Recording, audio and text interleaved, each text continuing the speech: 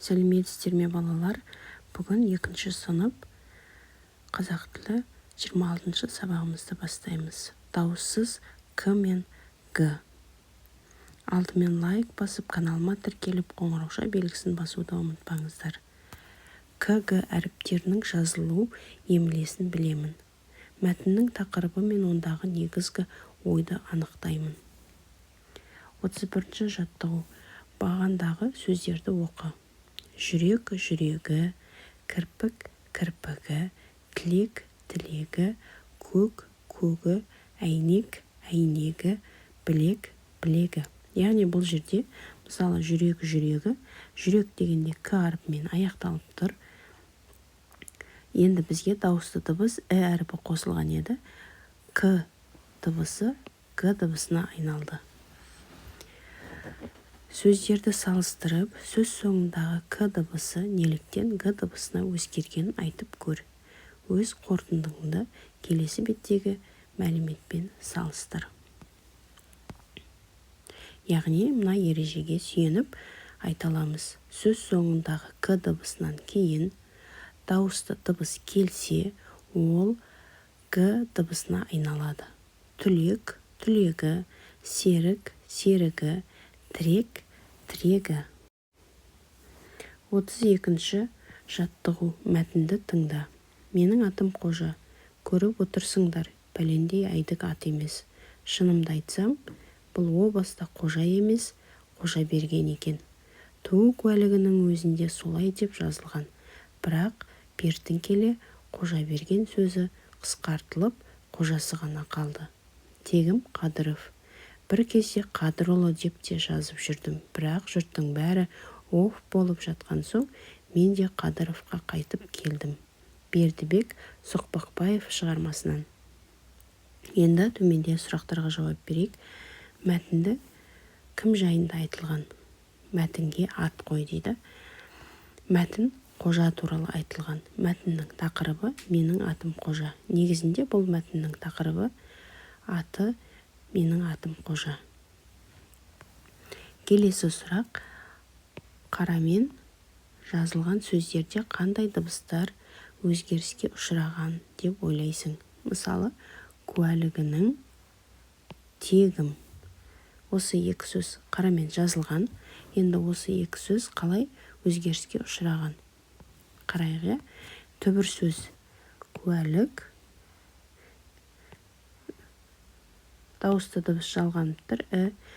К-дан кейін куәлі К дыбысы Г дыбысына айналып, куәлігінің болып өзгерген. К дыбысы Г дыбысына айналды. Енді тегім дегенде бізде тек түбір сөз.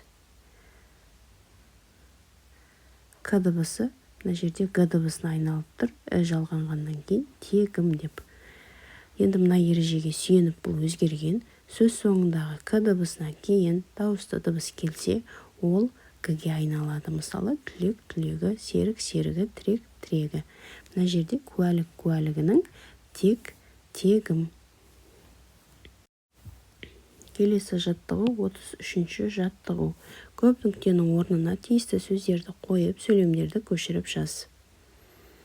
Мына жерде көп нүктенің орнына тиісті сөздерді жазуымыз үшін сіздер өздеріңіз туралы мәліметті жазасыздар. Сонда бізде мына жерде толық сөйлемдер толықтырылады. Мысалы, мен былай жаздым. Менің тегім Арынов, атым Арман, туған жерім Астана қаласы. Мен 2-ші сыныпта оқимын. Келесі тапсырма шығармашылық үзіліс. 34-ші жаттығу.